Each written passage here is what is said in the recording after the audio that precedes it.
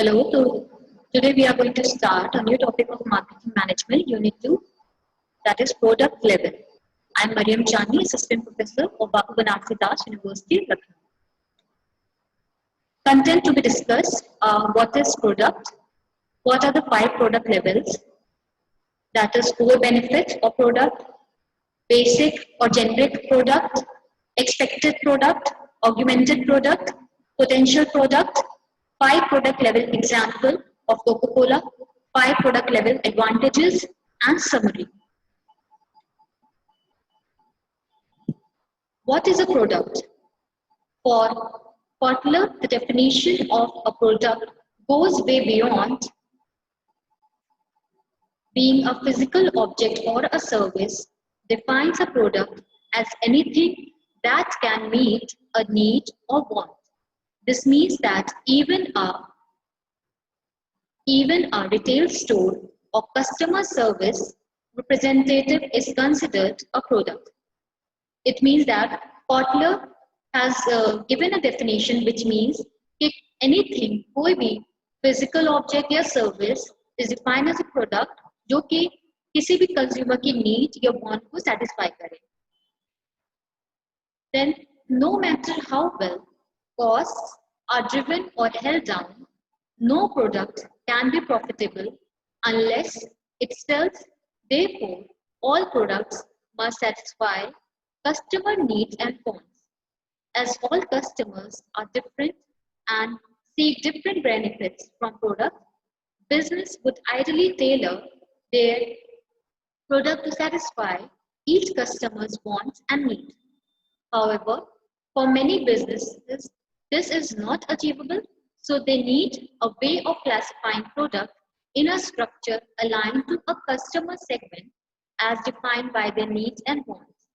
The more flexibility a business has to configure products to differ customer segments at minimal cost, the more segments they can target with the core product, which is why it is vital to develop new products with flexibility as a key feature.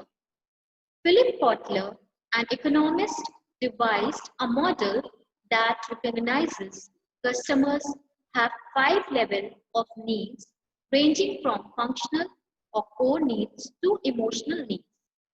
The model also recognizes that products are merely a means to satisfy customers' varying needs or wants. He distinguished 3 drivers of how customers attach value to the product. So, according to Kotler, anything that satisfies customer needs is known as a product. It can be a product or service. So, product हमेशा ऐसे बनाना चाहिए ताकि वो flexible हो, जैसे जैसे needs किसी भी या needs या want किसी भी consumer की change हो, वैसे वैसे उसको हम लोग change कर सकें. Products को basis on the 5 basis पे classify किया गया है, from functional या फिर उनकी needs के according से लेके इनकी emotional needs तक. तो इसको सिर्फ कहा जा सकता है it's a means to satisfy customer, जिनकी जो कि वेरिंग डिग्री का होता है, वेरिंग नीड्स और वांट्स के अकॉर्डिंग जो कस्टमर को सेटिस्फाई करे, that is known as product, and उसको on the basis of this has been classified into 5 levels.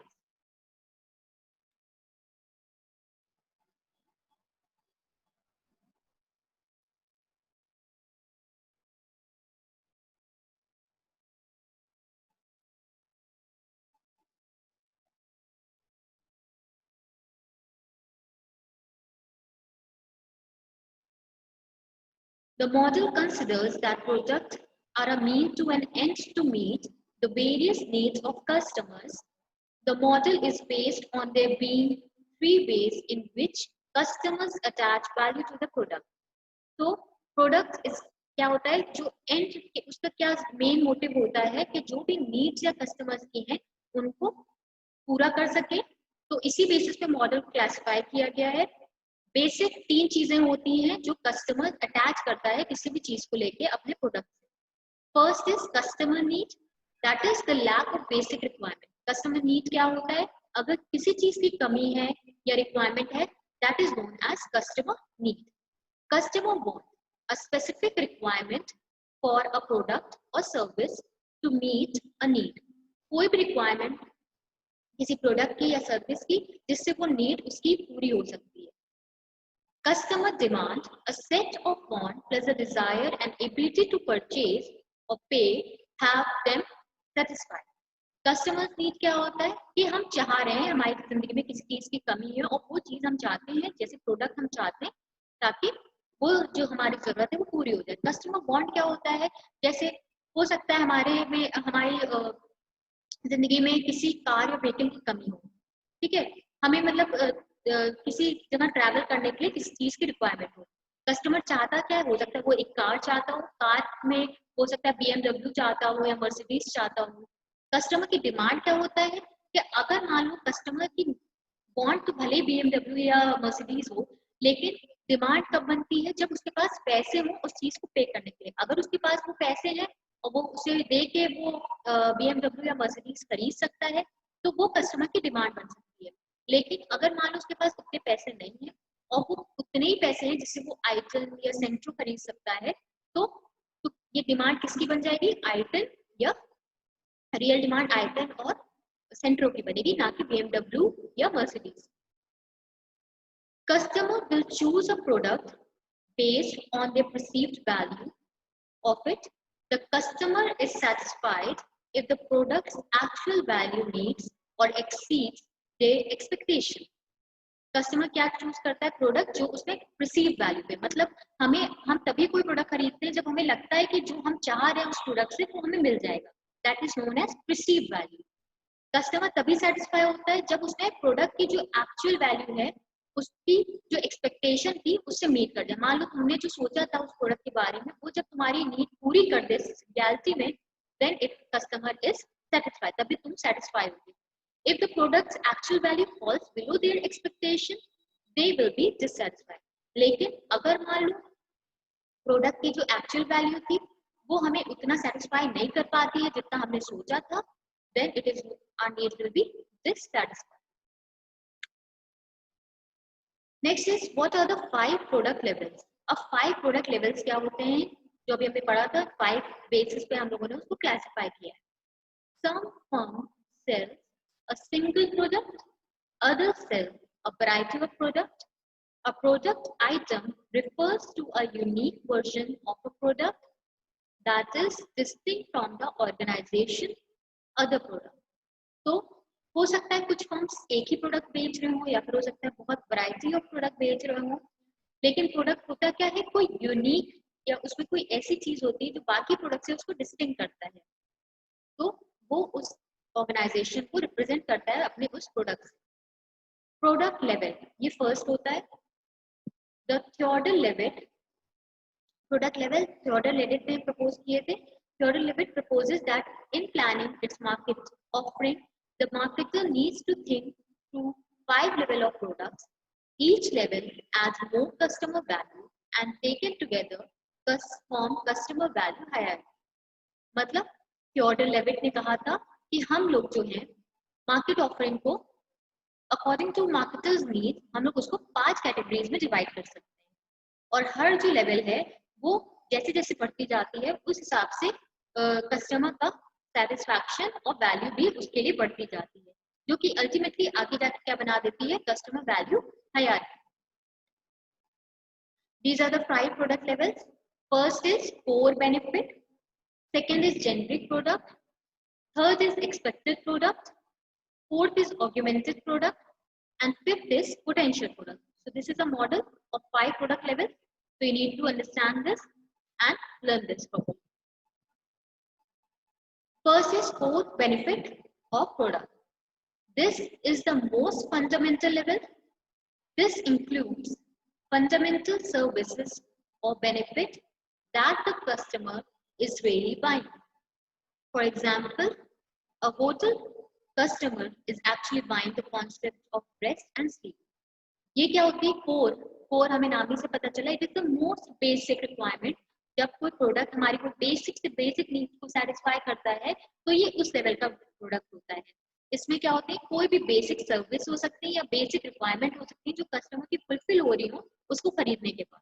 जैसे कि यहाँ पे एग्जाम्पल दिया गया है, हम कोई होटल लेने की रिक्वायरमेंट क्या होती है, कोई भी इंसान अगर होटल लेता है तो क्यों लेता है? क्यों? क्योंकि उसे वहां पर रेस्ट करना होता है या फिर सोना होता है। ठीक है, ये उसकी बेसिक रिक्वायरमेंट होती है जो which comes under core benefit. So this is the first level of product level. Second is basic or generic product. The marketer at this level has to turn the core benefit to a basic product. The basic product for hotel may include bed, toilet and towels. ये क्या है? The second stage from core is that basic or generic product. इसमें क्या होता है, जो हमारा core benefit होता है उसको थोड़ा हम लोग अपग्रेड कर देते हैं और जो बेसिक रिक्वायरमेंट होती है उसको इंक्लूड कर देते हैं. फॉर एग्जांपल, जैसे कि हम लोग जो होटल का एग्जांपल ले रहे हैं उसी को आगे बढ़ाते हुए कि हम लोगों ने पढ़ा था कि पिछले वाले में हमारी बेसिक जो हमारी कोर रिक्वायरमेंट थी वो थी रेस्ट एंड स्लीप. तो आगे बढ़ के जो रिक्वायरमेंट हो सकती है वो क्या हो सकती है? Bed, toilet, towers. तो ये कम्स इन जेनरिक प्रोडक्ट या फिर basic product. Third is expected product. At this level, the marketers prepare an expected product by incorporating a set of attributes and conditions which buyers normally expect they purchase this product. For instance, hotel customers expect clean bed, fresh towel, and a degree of quietness. So, expected product क्या होता है कि जब कोई भी customer कोई product लेता है या सर्विस लेता है तो वो उसके साथ कुछ सेट ऑफ एट्रीब्यूट जोड़ देता है या सोचता है कि उसको मिलेंगे जब वो प्रोडक्ट खरीद रहा है. एट्रीब्यूट्स क्या होते हैं? कुछ कैरेक्टरिस्टिक या कुछ रिक्वायरमेंट, बेसिक रिक्वायरमेंट जो कि जोड़ दी जाती है उसके एक्सपेक्टेशन के साथ. जैसे कि यहाँ पे भाई होटल का हम लोग एग्जाम्पल को कंटिन्यू करेंगे. जब होटल जो है कोई होटल खरीदता है या होटल में रहने के लिए पैसे देता है तो वो एक्सपेक्ट करता है जिस भी होटल में वो जा रहा है तो उसको वहां सोने के लिए क्लीन बेड मिलेगा, फ्रेश टाल मिलेगी और कुछ डिग्री ऑफ क्वाइटनेस या शांति मिलेगी. Then it is augmented product. At this level, the marketer prepares an augmented product that exceeds customers' expectations. For example, the hotel can include remote control TV, fresh flower room service, and prompt check-ins and check-outs. Today, competition essentially take place at the product augmentation level. Product augmentation level, the marketers to look at the user's total consumption system, that is, the way the user performs the task of getting, using, fixing, and disposing of the product. So, augmented product means इससे क्या होता है, customer की expectation से ज्यादा जब कुछ मिलता है then it is known as augmented product. So हमने जो होटल का एग्जांपल लिया है तो बेसिक रिक्वायरमेंट जो हमारी थी कि फ्रेश मतलब बेड मिले, प्रॉपर क्लीन बेड, क्वाइटनेस मिले, उससे ज्यादा क्या एक्सपेक्ट जब नहीं किया होता है कस्टमर ने कि वहां पे हो सकता है रिमोट कंट्रोल टीवी हो या फ्लावर सर्विस हो या प्रॉम्प्ट चेक-इन या चेकआउट हो, तो ये उसकी एक्सपेक्टेशन से एक्सीड कर जाता है then it makes a augmented product. ये क्यों होता है? कंपटीशन इतना बढ़ गया है तो अपनी होटल को दूसरे होटल से डिफरेंट दिखाने के लिए, अपनी सर्विस को इम्प्रूव करने के लिए ये सब चीजें ऐड की जाती हैं ताकि कस्टमर ज्यादा सेटिस्फाई हो जाए या फिर जो उसने एक्सपेक्ट नहीं किया होता है उससे भी ज्यादा उसको मिल जाए. तो क्या होगा, वो उससे सेटिस्फाई होकर उसका रिव्यू ज्यादा अच्छे रहेगा, प्लस वो जब नेक्स्ट टाइम भी आएगा तो वहीं रुकना चाहेगा. तो ये क्या करता है, ये अपनी वैल्यू इंक्रीज करने के लिए होता है. तो हम लोग देख रहे हैं कि हर स्टेज से जब हम लोग आगे बढ़ रहे हैं from core to basic to last हमारी जो थी basic generic to expected product to augmented product, हमारी जो वैल्यू है वो इंक्रीज करती जा रही है. हम देख रहे हैं हमारे होटल की वैल्यू, जो हम एग्जाम्पल ले रहे हैं होटल का, वो होटल की वैल्यू भी इंक्रीज करती जा रही है या फिर कस्टमर की सेटिस्फैक्शन लेवल इंक्रीज करती जा रही है जैसे जैसे वो प्रोडक्ट को मॉडिफाई कर रहे हैं. So Theodore Levitt pointed out that a real competition is not what the companies have manufactured in the factory, but between what they add to their factory output in the form of packaging, services, advertising, customer advice, financing, delivery, arrangements, warehousing, and other things that people value. So Theodore Levitt ने इसी चीज को explain करते हुए कहा कि real competition वो नहीं होता है कि जो कंपनीज या मैन्युफैक्चर करती हैं, बट उसमें वो उसके बाद एक्चुअल में क्या ऐड करती हैं, जैसे पैकेजिंग इंप्रूव कर दी या इंटरेक्टिव कर दी, कस्टमर हो सकता है पैकेजिंग से अट्रैक्ट होकर वो प्रोडक्ट्स, भले ही वो प्रोडक्ट अंदर से सेम हो लेकिन वो पैकेजिंग की वजह से हो सकता है बिक रहा हो, या फिर वहाँ की सर्विसेज ज्यादा अच्छी हो, लोग ज्यादा खुश होकर जा रहे हो कि कितने अच्छे से वो लोग ट्रीट करते हैं, सर्विस देते हैं, या उनकी कस्टमर सर्विस या feedback service is very good, तो इसलिए लोग सेटिस्फाई हो जाते हैं। या फिर हो सकता है वहाँ का एडवर्टाइजमेंट ज्यादा अच्छा हो, या फिर कस्टमर एडवाइस, फाइनेंसिंग या डिलीवरी अरेंजमेंट, ये सब चीजें जो एक्स्ट्रा वैल्यू ऐड करते हैं अगर वो अच्छी होंगी तो ultimately they will help in fighting a competition, या अपने आप को स्टैंड आउट करने में हेल्प करेंगे किसी भी कंपनी, और वो लोगों की नजरों में अपनी वैल्यू इंक्रीज करेंगे। Some things should be considered in case of product augmentation strategy. क्या चीजें हमें ध्यान में रखनी चाहिए in product augmentation strategy? Each augmentation at cost, जब भी हम लोग ऑगमेंटेशन करते हैं तो पैसे बढ़ा देता है। हमने देखा है कि बेसिक जो हम लोग ने देखा था कि क्लीन सफाई ये देना, तो रिमोट टीवी अगर हम लोग देंगे तो उसके पैसे ज्यादा होंगे, या फिर मान लो फ्लैट सर्विस हम लोग कर रहे हैं तो उसके भी पैसे ज्यादा होंगे। तो क्या होता है जैसे जैसे सर्विस में ज्यादा इंप्रूवमेंट या स्पेशलाइजेशन होगा तो वैसे वैसे कॉस्ट भी इंक्रीज होगी। The extra benefits available in hotel at cost, वही जो हमने एग्जाम्पल होटल का दिया है उसमें एक्स्ट्रा बेनिफिट्स मिल रहे हैं तो वो अल्टीमेटली उसका प्राइस भी बढ़ाएंगे, उसका कॉस्ट भी बढ़ा देंगे। ऑगमेंटेड बेनिफिट्स सून बिकम एक्सपेक्टेड बेनिफिट्स, और जल्दी ऑगमेंटेड बेनिफिट्स जो होते हैं वो एक्सपेक्टेड बेनिफिट्स बन जाते हैं, मतलब वो पीछे वाली स्टेज में मूव कर जाते हैं। क्यों? क्योंकि मे भी हो सकता है वो कंपटीशन कॉपी हो जाए, दूसरे होटल भी वही सर्विस प्रोवाइड करने लगे, या फिर हो सकता है जब सेकेंड टाइम कोई कस्टमर उसी जगह पे आए तो वो एक्सपेक्ट करेगा कि उसे वो चीजें मिलेंगी, और वो एक्स्ट्रा कुछ और नया एक्सपेक्ट करेगा कि उसे मिले, तो वो जो हमारी ऑगमेंटेड बेनिफिट था वो ultimately will converge into expected benefit. The unexpected addition like flower, remote control TV soon become very much expected by the customer from the hotel. As companies raise the price of their augmented product, some companies they offer a stripped down, that is, no augmented product version at much lower price. There are always a set of low-cost hotels are available among the 5-star hotels. So, जैसे जैसे companies price बढ़ाती हैं augmented product का, तो मे भी हो सकता है दूसरी कंपनीज अपना प्राइस कम कर दें, तो जो नहीं ऑगमेंटेड प्रोडक्ट होंगे, जो ज्यादा स्पेशलाइज नहीं होंगे, तो अगर वो ज्यादा कम पैसे में मिल रहे होंगे तो अल्टीमेटली जो जो कम पैसे होते हैं वो ज्यादा अट्रैक्ट करेंगे रेदर देन जो ऑगमेंटेड प्रोडक्ट है, क्योंकि ऑगमेंटेड प्रोडक्ट जल्दी ही एक्सपेक्टेड प्रोडक्ट भी बन जाएगा, तो इतना ज्यादा वो इफेक्ट नहीं करेगा जितना लो कॉस्ट होटल या लो प्राइस इफेक्ट कर सकते हैं किसी कस्टमर की satisfaction. So these were the 3 points you should keep in mind कि अगर हम लोग ऑगमेंटेड प्रोडक्ट बनाते हैं तो ये चीजें एक्स्ट्रा ऐड हो जाती हैं या फिर कंसिडर करनी चाहिए जब भी कोई ऑगमेंटेशन होता है। Potential product, this is the last, fifth, potential product. This level takes into care of all the possible augmentations and transformation the product might undergo in the future. This level prompts the companies to search for new ways to satisfy the customers and distinguish their offer. Successful companies add benefits to their offering that not only satisfy customers but also surprise and delight them. Delighting is a matter of exceeding expectation.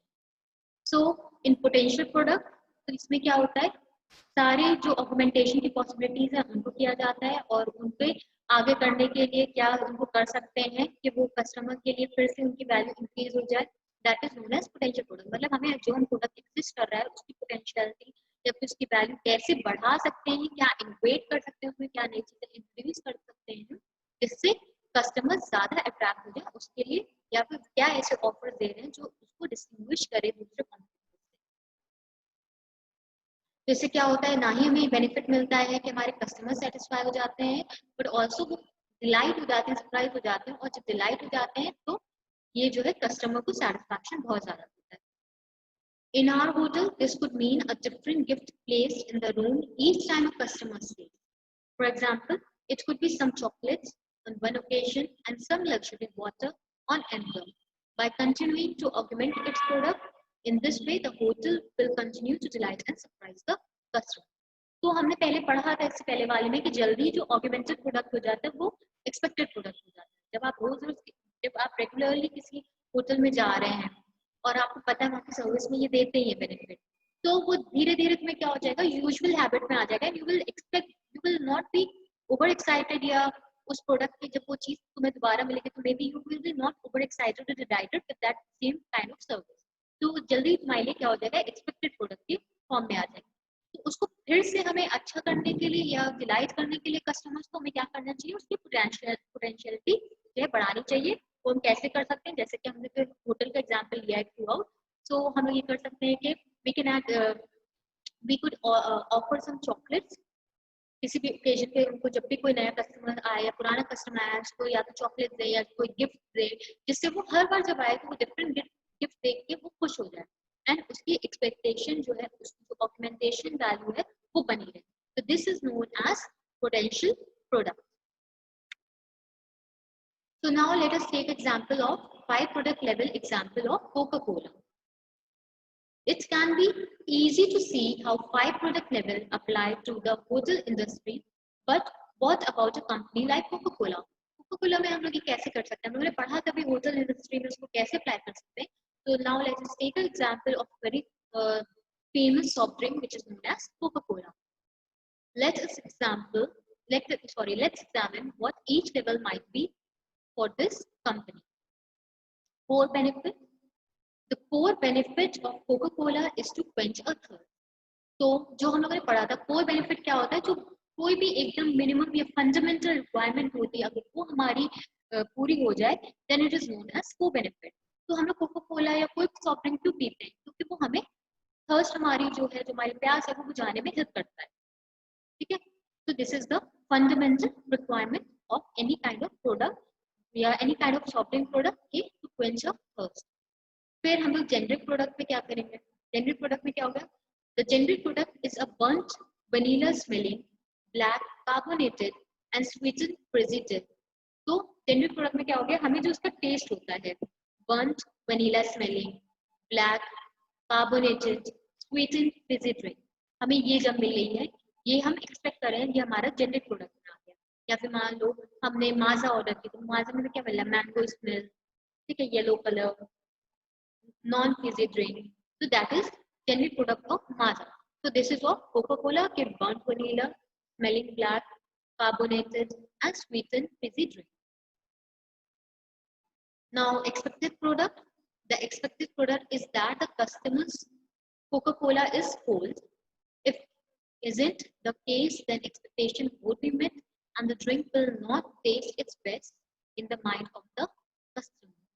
So expected product में क्या हो गया कि हमें अगर extra cold cold drink मिल जाए, जैसे कि हम एक्सपेक्ट नहीं कर रहे थे, अगर हमें कोल्ड मिल जाएगी, एक्सपेक्टेड फॉर जो हम एक्सपेक्ट कर रहे थे कि हमें कोको कोला, अगर हमारे प्यास बुझानी है, कोको कोला बेसिकली समर्स में इसका ज्यादा प्रमोशन होता है। अगर हम समर्स में, हम भी जानते हैं कूल ड्रिंक्स ज्यादा पी जाती हैं, कोल्ड ड्रिंक्स या फिर जो हमें ठंडा करे, ठीक है, तो अगर हम प्यास बुझाना चाह रहे हैं तो वी एक्सपेक्ट हमें ठंडी ड्रिंक मिलेगी। If is in the case, अगर ये केस नहीं होता है तो जो हमारी एक्सपेक्टेशन है उस ड्रिंक से वो नहीं पूरी होंगी एंड वो हमें ना ही वो अच्छा लगेगा, ना उसका इंप्रेशन हमारी माइंड में अच्छा जाएगा। तो मे भी हो सकता है नेक्स्ट टाइम जब हम लोग लेंगे तो हम लोग अदर ऑल्टरनेटिव भी चूज कर सकते हैं। Then is augmented product. Coca-Cola's augmented product is that it offers Diet Coke. However, does Coca-Cola exceed customer expectation with this product? By offering all the great taste of Coca-Cola but with zero talent. So augmented product, you all must have heard of Diet Coke. तो diet Coke क्या होता है, किसके लिए होता है, specially for दो जो कि ज्यादा हेल्थ कॉन्शियस लोग होते हैं। तो हेल्थ कॉन्शियस है तो क्या चाहेंगे कि भले ही वो diet Coke cold drink P रहे हों लेकिन उनकी कैलोरीज नहीं इंक्रीज होनी चाहिए, तो उसके लिए लोगों ने क्या इंक्रीज कर दिया, डाइट कोक इंट्रोड्यूस कर दिया, जिससे हम लोग पियेंगे वही, हमें वही टेस्ट मिलेगा, सब कुछ वैसे मिलेगा, लेकिन हमारी जो एक्स्ट्रा बेनिफिट है उससे क्या है, हमें उससे कैलोरीज नहीं बढ़ेगी। तो ये हम लोग एक एग्जाम्पल दे सकते हैं, augmented product of Coca-Cola. Potential product. One way in which Coca-Cola delights customer is by running competition. The prize in these competitions are often things that money can't buy, such as celebrity experience. To continue to delight customer over the time, the competition prizes change frequently. तो potential product क्या है, अब हम लोग जब चाहते हैं कि हमारे कस्टमर एक्साइटेड रहे या डिलाइटेड रहे किसी प्रोडक्ट से, तो ये क्या करते हैं, ऐसी कोका कोला की जो स्ट्रैटेजी है, क्या स्ट्रैटेजी है, फिर वो कॉम्पिटिशन रन करता रहता है, जिसमें प्राइस के तौर पे वो उसको क्या देता है, जब जो उस कॉम्पिटिशन को विन करता है वो उसको प्राइस में डिफरेंट डिफरेंट काइंड के ऑफर्स देता है, जो कि no one can buy through money, money से भी कोई नहीं खरीद सकता है। इसका एक बेसिक एग्जांपल है सेलिब्रिटी एक्सपीरियंस। उन्होंने ये देखा होगा कि जब अगर हम लोग कोई कॉम्पिटिशन या ऑफर कोका कोला प्राइस जीत जाते हैं, तो वो मे भी हो सकता है वो सेलिब्रिटी से मिलाने की ऑफर रखें, तो उस एक्साइटमेंट में लोग उसमें पार्टिसिपेट करते हैं और एक्सपेक्ट करते हैं कि उनको चांस मिलेगा सेलिब्रिटी से मिलने का। तो ये कंटिन्यू करने के लिए the competition price change frequently, और ये प्राइस हमारे लिए एक्सपेक्टेड ना हो जाए, तो इसलिए क्या करते हैं हम प्राइस को चेंज भी करते रहते हैं। So I hope all the levels are clear, and I hope you must be very clear using the two examples of Hotel and Coca-Cola. So now, what are the advantages? 5 product level advantages. The real advantage of the model is that it enables an organization to identify the needs and wants of the customer.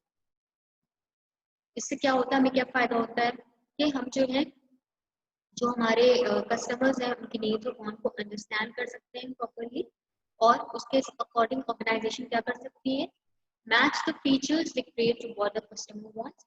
जो भी हम features बना रहे हैं अपने product में, हम लोग देख सकते हैं कि क्या वही कस्टमर चाह रहा था कि या नहीं चाह रहा था। अगर चाह रहा था तो क्या हम उसको फुलफिल कर पा रहे हैं कि नहीं कर पा रहे हैं।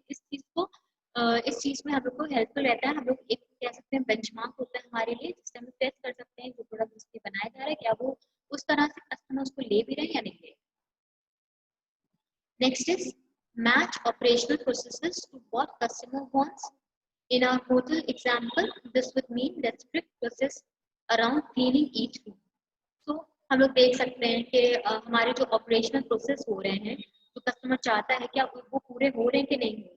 जैसे कि हमने जो होटल का एग्जाम्पल लिया था, तो उसमें हमने देखा था कि हम लोग जो हमारी बेसिक रिक्वायरमेंट या जेनरिक रिक्वायरमेंट में था वो क्या था कि हमें क्लीन बेड्स मिलेंगे, ठीक है। तो एटलीस्ट ये बेसिक या जेनरिक रिक्वायरमेंट जो है हम उसको चेक कर सकते हैं कि वो क्लीनलीनेस मेंटेन है कि नहीं। तो अगर ये मेंटेन होगी तो ultimately these all factors will affect in customer satisfaction. Customer satisfy होगा तो वो प्रोडक्ट हमारा बार बार खरीदेगा या यूज करेगा। Next is match marketing efforts to appeal to customer wants. इससे हमें और एक चीज पता चलेगी कि हमारे जो मार्केटिंग एफर्ट्स हैं वो क्या प्रॉपरली अपील कर पा रहे हैं कस्टमर को या नहीं कर पा रहे हैं। तो अगर कर पा रहे हैं तो वेल एंड गुड, हम उसको और बढ़ाने की कोशिश करेंगे। अगर नहीं कर पा रहे हैं तो हम लोग उसमें चेंजेस करेंगे कि किस तरह से हम उसको बढ़ा सकते हैं। The model ultimately helps organizations differentiate themselves from their competitors in a way that aligns with the wants and needs of their customers. So model ultimately हमें क्या हेल्प करता है कि हम लोग डिफरेंशिएट कर दें अपने कॉम्पिटिटर्स को, अपने कॉम्पिटिटर्स से, कि वो जिस तरह से प्रोडक्ट सर्विसेज अपने कस्टमर्स को दे रहे हैं, हम उनको अपने कस्टमर्स को कैसे दें जो कि हमें उनसे डिफरेंट दिखाए और हमारे प्रोडक्ट्स की डिमांड जो है इंक्रीज करे। So now let us move to a summary. I hope the topic was clear to you, and I hope the 5 levels have been clear in your mind. So this is a very important topic, and you should go through it. And this is for sure some questions will be there in examination with this topic. The 5 product level model provides a way to show the different level of needs that customer have for the product. तो 5 level model हमें क्या provide कर रहा है कि क्या needs है customer की हैं, जो हमें कस्टमर की नीड्स क्या क्या होती है डिफरेंट लेवल्स पे, तो उनको हम लोग कैसे हर लेवल पे इंक्रीज कर सकते हैं। It can be useful in helping organization understand their customers. From there, they can structure themselves to best serve those needs and wants. In this way, they can differentiate themselves from their competitors. So हमें ये helpful in organizing understanding the customer. वहाँ से हम लोग देख सकते हैं कि हम लोग कैसे अपने जो भी हमारा चल रहा है काम को कैसे और अच्छे से इम्प्रूव कर सकते हैं, ताकि जो हमारे कस्टमर की नीड्स एंड वांट्स हैं वो पूरी तरह सेटिस्फाई हो जाए उस चीज़ से। तो इस चीज़ से अगर वो सेटिस्फाई हो तो कैसे हम लोग अपने कॉम्पिटिटर से उसको डिफरेंशिएट कर सकते हैं। All these things have been solve using 5 level model. So I hope you all are clear. So thank you. So that's all for this.